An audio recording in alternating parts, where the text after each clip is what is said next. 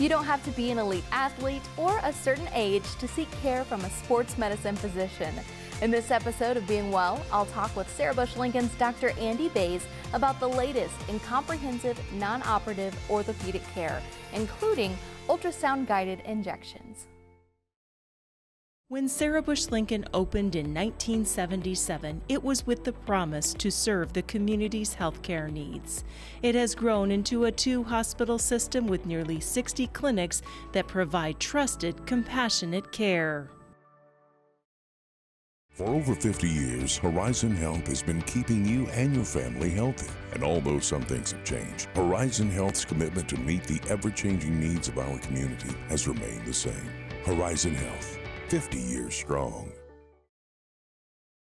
Carl is redefining healthcare around you, innovating new solutions and offering all levels of care when and where you need it. Investing in technology and research to optimize healthcare, Carl, with Health Alliance, is always at the forefront to help you thrive.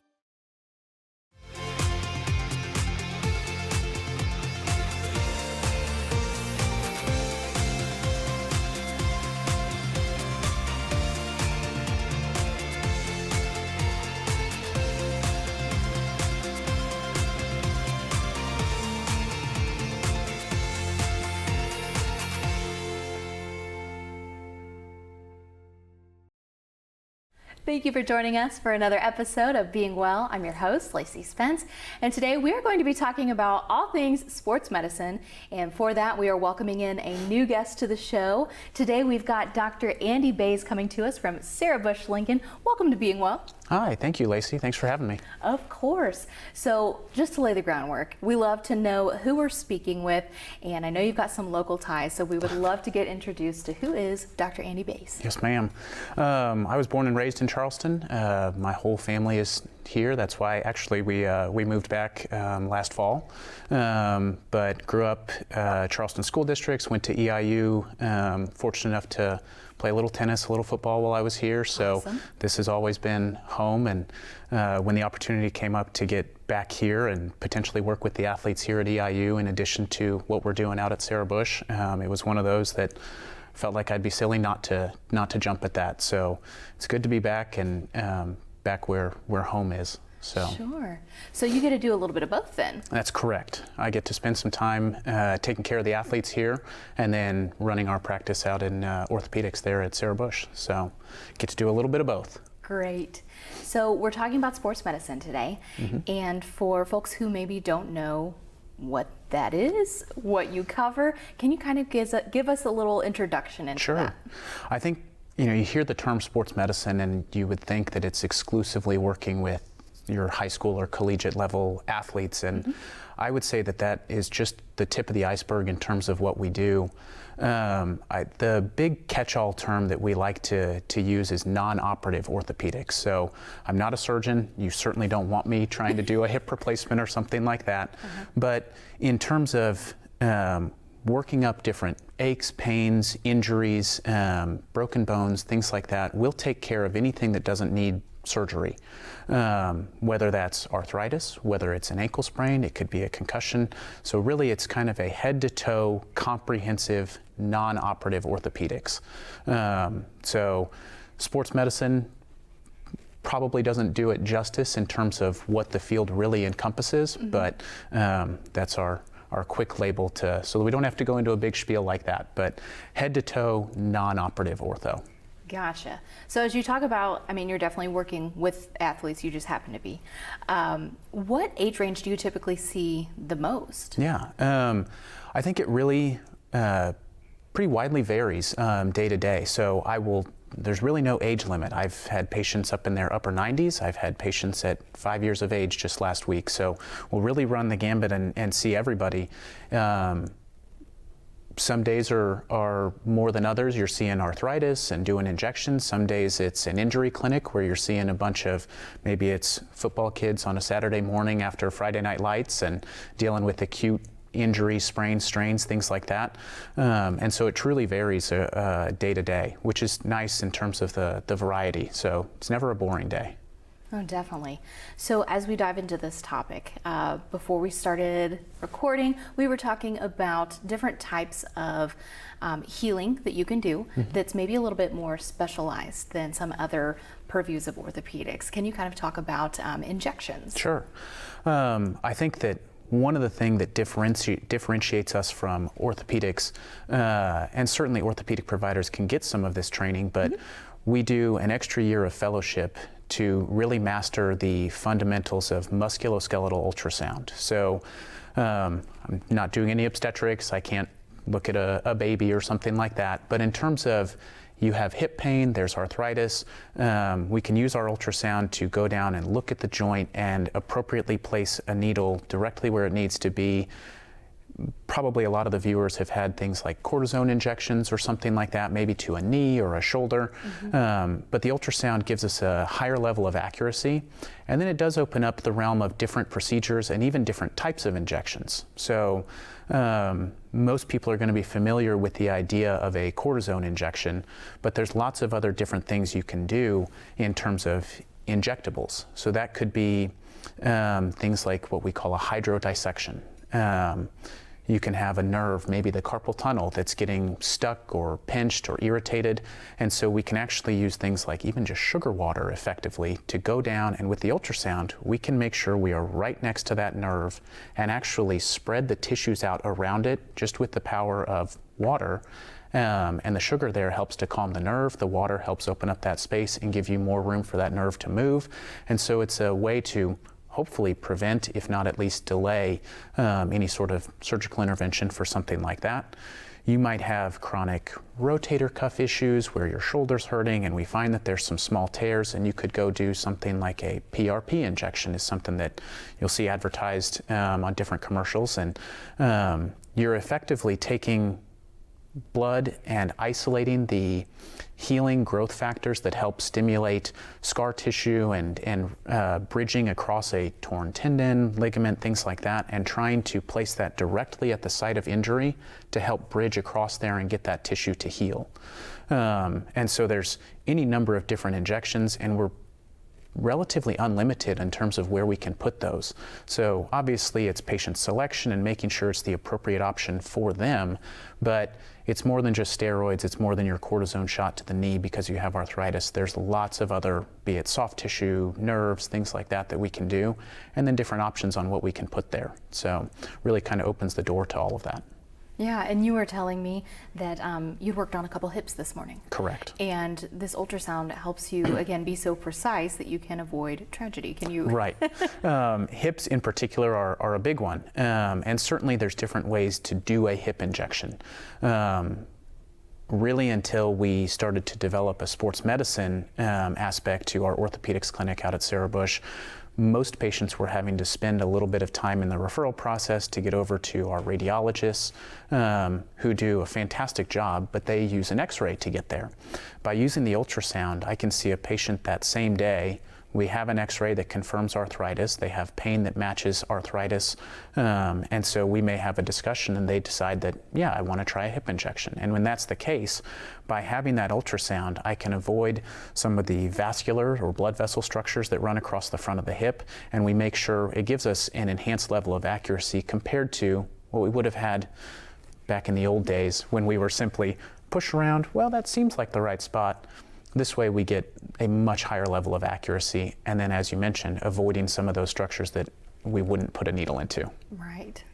So when it comes to, again, sports medicine, it's not that it's necessarily deceiving. I mean, you do see a lot of athletes, but can it be pretty much any sort of joint, anywhere you have a joint in the body? It really can. I think that was one of our initial concerns with that, whether it's marketing, advertising, however we want to phrase that, where maybe some patients would feel that, well, I'm not an athlete, right? I'm in my 50s, 60s, and so that physician wouldn't apply to me.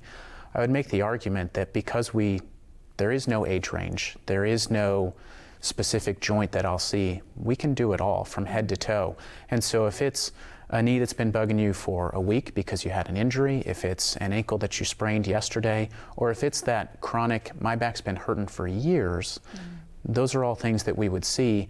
And whether or not I'm your final stop, we can get that ball rolling and get you where you need to be, even if it's not with me directly. So in the same sense that maybe an orthopedic surgeon might not operate on a bulging disc in your back, I don't do that either, but we can start the workup process, get you treated with all the non-operative things. That the nice part about doing some of the non-surgical care is that by and large, our risk of harm to the patient is very low. Is there a chance that they need surgical intervention either down the road or sooner rather than later? Absolutely.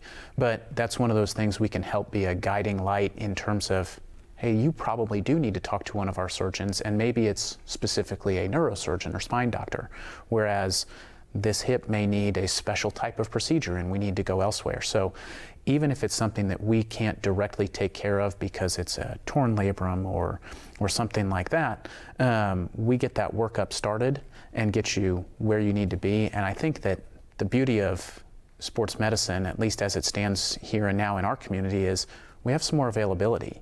And so while you might have a wait time of several weeks, if not longer, to get into certain specialties, we just have more availability and can get that process started to get you there and get those initial steps taken care of quicker. No, it's nice that you all are so comprehensive, because sometimes if you get a little bit siloed to where, you know, one person's just focusing on their specialty and they don't want to look outside their purview, you can really stunt trying to get someone the help they need. And I will tell you that is one of the most common things where someone does come in for a hip or a back ache or pain, and we find out that, well, everything's connected one way or another. And so it turns out while you feel this down in your hip, it's really coming from your back or maybe your SI joint. And so I agree with you. Certainly I think that our specialists are incredibly important and I lean on them quite a bit. But for that initial process of trying to pinpoint what's really the root of this issue, I do think that sports medicine offers an advantageous aspect or perspective on how to approach that initial workup. Yes, and so there are, obviously it's not a one-size-fits-all deal, but as you're talking about somebody who has maybe sprained an ankle or is dealing with back pain, at what point do I know it is time to seek out your care versus maybe a primary or something like that? I think it really depends on your comfort, and to try and give a broad overarching answer I think is pretty tough. Everyone's so different. The way we process pain is different. I can see an x-ray on one patient that shows mild arthritis and they say, no, that doesn't bother me at all. And the next person might walk in and say, that exact same type of mild arthritis is almost crippling and they can hardly move. And so everyone's so varied. I think my answer would be, there's never any harm in more information. Meaning, if you're having questions and those doubts are lingering that this just isn't getting better or it's not moving in the direction I want it to, I don't think it's ever harmful to, and maybe the answer is that we need more time, but sometimes just hearing exactly what's going on and what you can expect puts your mind at ease. And so while it may seem silly or sound silly to others, I think that a lot of our patients enjoy the fact that typically our appointments are a little bit longer and we're going to have a pretty detailed discussion about, well, here's how you injured it, and here's the specific structures that you hurt, and here's what we can expect in terms of a timeline to get you back to feeling well again. So I think that it's really one of those that it's going to be patient preference. I started out in primary care, thought I was going to be a PCP, but fell in love with sports medicine instead. And so I think I would put it that you're never wrong to talk to your regular or primary care doctor. But certainly if you have questions or you feel like, well, I know this is a bone and joint or a muscle and tendon problem, I want to talk to someone who specializes in that, there's never a bad time to do that. It's just a patient comfort level. So what do you see the most of? Mostly arthritis, to be honest with you. Okay. For any number of reasons, and that's maybe a bigger philosophical discussion, but for any number of reasons, arthritis is pretty prevalent. And certainly as we age, we just accumulate more miles on our body. And so over time, that can lead to our cartilage that should be nice and smooth and lubricate our joints and allow them to move freely, starting to wear down. And so arthritis, especially by the time we hit our 50s, 60s, and above, it's so prevalent. Unfortunately, it causes pain and can be a pretty significant burden for patients, both in terms of cost and quality of life. And so I think that's probably the number one indicator to bring that people will come in and they don't know that it's arthritis, right? Most of the time it's my hip hurts or my knee hurts. What's going on? And we end up saying, hey, this pain certainly sounds like arthritis. You have an x-ray that supports that it's arthritis, and so here's our treatment options. So that's our big one. Plenty of acute injuries coming in as well. The sprained ankle, I twisted my knee wrong or something like that in a game of pickup basketball, or I just had someone who was trying to move a box of heavy tools into their truck bed the other day, and all of a sudden their shoulder's hurting. So it can be any number of things, but most common is that arthritis. Behind that is probably the acute injuries. And so if I'm somebody who ends up getting that arthritis diagnosis, luckily, again, you've got a lot of options that are non-surgical. Can you kind of walk through what things you might try first? Sure. I lean pretty heavily on our physical therapy department. I think that truly they're fantastic at Sarah Bush. Not a free endorsement. They are truly wonderful. I've had nothing but a fantastic experience with them. They do a great job. And it's astounding how many people have not considered that as an option. You say they have arthritis, well, that's a bone and joint issue. How could training my muscles help with that? But the amount of support that those muscles can provide and take pressure off of your joint, we can improve movement patterns. There's a lot of different things that our PTs are very, very skilled at helping us accomplish in terms of, even when it's a joint issue, working your muscles can be helpful. On top of that, there's different medication options, and I think that a lot of the options that we try are maybe outside the realm of what is commonly thought of in our initial. A lot of people will say, well, I've tried ibuprofen and that didn't help me. What are other options? And so there's a number of different medications that I use pretty commonly. Certain supplements are an option. I have plenty of patients who told me, I don't want surgery and I don't just want a pill. What are my other options? And so we look at things that might help to preserve cartilage or keep you healthy from that aspect and trying to limit that progression. And then certainly we end up in the realm of potential injections, and whether that's PRP, steroids, there's other fancy injections that we can do if need be. So truly it runs the gambit, depends on how bad things are, but I think the most important thing that we have to offer is tailoring your treatment to what makes sense to you. I've often have this conversation, probably 5 to 10 times a day I'm having the conversation that as physicians, we're interpreters. It's my job to simply interpret where you tell me it hurts, how it hurts, things like that. Right. Your picture, what I feel and notice when I put my hands and move your knee or your hip or whatever that may be. And then we have a discussion about all of your different options. And ultimately, I'm here to help you make a treatment plan that works for you. It may not be what I would choose for myself, but it has to be something that's comfortable for you. And so we'll give you the good, the bad, the ugly of all of our different options so that you can really pick what makes the most sense to you. I think that's surely appreciated, considering, you know, sometimes you might feel a little bit pressured, maybe one way or the other, just because you are uneducated. But if you walk through all these different options, it really empowers a patient. And I know we touched on it earlier, but I truly think that that is one of the biggest services that all physicians, and regardless of specialty, have to offer to our patients is, you're right. We spent a lot of time and effort going to school and residency, and for some of us fellowship, so that we could give you that information. And sometimes it's hard to do that when you're pressed for time and things like that, but I think being able to take that extra time, have that discussion, because knowledge truly is power, and I know that's very cliche to say, but just knowing exactly what it is that's causing you to hurt often unlocks the potential to start to feel better, because you start to get an understanding of, okay, this makes sense, and this is why I need to go down this pathway of treatment. And so taking that extra little bit of time, I think patients do seem to appreciate it, and certainly it helps to, that's what gives me fulfillment, is you walked out saying, I know what's going on, and I know what we're doing to try and get it better. That has to be a good feeling. So to back up, if I'm somebody, I have just twisted an ankle, or I'm at home with an ailment, are you able to kind of speak to whether I should treat this at home with heat or cold? It's a great question, and one that I get asked quite a bit. There have been plenty of studies that have tried to look at this. Ice, heat, which one's better? And most of the data would tell us that that first 48 hours after you do sprain an ankle, there is some benefit to putting some ice on it. After that, Can I tell you that it's robust or that it's going to make a world of difference in how you feel? And I can't. Okay. At that point, I start to get into the realm of, if it feels better with ice, we probably stick with ice. If it feels better with heat, there's probably a reason for that, and we should stick with heat. And if neither one make a difference, you're probably not hurting anything by discontinuing both.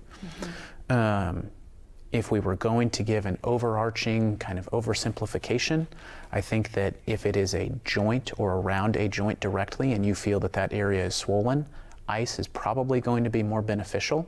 But if you feel that it's in a muscle, say the lower back, and things are really tight, heat tends to help loosen and relax those structures a little bit and can be beneficial. There's some different guidelines or recommendations, but typically we say 15 to 20 minutes or so at a time, space things out by a couple of hours, hopefully get some swelling relief or some muscle tension relief with either of those. Okay, well, thank you for trying to kind of dispel that. And one thing we haven't talked about, concussions. So what kind of role do you play in helping with those? Yeah, good question. Concussions are certainly a hot topic in not just sports medicine, but really pop culture as well. I think that we're still rapidly expanding our understanding of concussions as well as our treatment. There's been some updates even in the last year or so in terms of how we manage those from some big international concussion conferences and symposiums that have gone on. And it's a work in progress, to put it bluntly. Most of the time, I think we're all used to the idea of, we've been educated now, if you get your bell rung or you're seeing stars after a hit on the football field on a Friday night, or you bump your head pretty hard, and we know some of the symptoms to watch for, but how do we get better? And that's the evolving part. We used to tell everyone, go lock yourself in your room, no lights, no sound, try and be the least stimulated mentally that you can possibly be. And we now know that that's probably actually doing more harm than good. Wow. And so we've actually kind of flipped the script on that now, where we would urge you, typically under the guidance of a physician, and certainly a primary care physician, for your routine concussions, can help with this quite a bit, but they have to be comfortable with that and knowing that it's okay to push. And that's because it's so new, sometimes that's hard to find a PCP who is comfortable with that quite yet. And maybe that's where we could come in and help. We know there's certain domains that concussions tend to present. So sometimes it's headaches, but sometimes it's dizziness, sometimes it's memory. And so depending on what those areas are, we can try and tailor your rehab. The same way you would rehabilitate a sprained ankle, you can do rehab for a concussion. But we can tailor that to whatever domain is needing some of that help in terms of recovery. We're also getting into the realm of certain supplements and medications that can be useful. And fortunately, some of my work with EIU, I've built some connections with other area providers who might have a pretty broad multidisciplinary team to be able to help with that, where we have therapists and audiologists and a number of different tools at our disposal. So again, for that routine concussion, certainly something that we can pretty easily manage in our clinic. When we start to get into that complex realm, we can get the ball rolling and get you, if you needed to that multidisciplinary team to try and hit that broad, really encompassing level of care. So as we're in our last couple of minutes here, is there a case that maybe comes to mind where you've just made a radical difference in somebody's healing journey when it comes to sports medicine? I'll tell you that I think most physicians would agree. Certainly you treasure some of those happy points, but you try not to dwell on them. Same thing for the lows, right? There will certainly be times that you think it should have gone this way and maybe it didn't pan out in your favor. So there are a few that come to mind, but I think it's more the day-to-day, and I think that that's perhaps the difference. And this is not at all to talk bad about any surgeon, but surgeons get to do pretty remarkable things in the operating room, and they can truly make a huge impact on somebody just in a few hours in the operating room. And I don't know that necessarily we have those big life-altering moments in sports medicine at quite the same level. Sure. But we've had a couple of athletes at EIU that I think we've gotten back to health when maybe it was tough to know what was going on, and we took that extra time. We're able to get more of a history. We just had more time and access to the athlete. And so some people who maybe weren't able to run or compete at the level that this is all they've known, right? They're high-level athletes. You're able to get them back on the field or back on the track or whatever that may be when they truly thought it was over for them. They get to run that final race of their senior season or compete in that final football game that they've put truly blood, sweat, and tears into for decades now. Mm-hmm. I think that if we looked at more of the standard patient population, that arthritic patient, whatever it may be, there are a couple of times that I might end up a little bit delayed in clinic occasionally because of it, but they walk out saying, no one had explained this to me. Now I know what's going on and I appreciate that time. And those are the ones that make you feel really good, that they now, even if it wasn't me that's going to help them in the long run, they feel comfortable with what's happening in their body and where they're headed next in their journey to getting back to full health. And so there's a couple that stand out, but really it's that day-to-day getting to connect with my patients. And I think that's the side of primary care that never left, is that I enjoy that rapport I get to build with my patients in terms of getting to know them and getting to help assist them along this journey. That's the part that I find most rewarding. Yeah. Well, Dr. Bays, thank you for taking a little extra time Yes, for being well today. You've really helped us understand sports medicine. Perfect. Thank you so much for having me. Of course. And we thank our viewers for joining us for this episode of Being Well, and I hope to see you next time. Carl is redefining healthcare around you, innovating new solutions and offering all levels of care when and where you need it. Investing in technology and research to optimize healthcare, Carl, with Health Alliance, is always at the forefront to help you thrive. For over 50 years, Horizon Health has been keeping you and your family healthy. And although some things have changed, Horizon Health's commitment to meet the ever-changing needs of our community has remained the same. Horizon Health, 50 years strong. When Sarah Bush Lincoln opened in 1977, it was with the promise to serve the community's healthcare needs.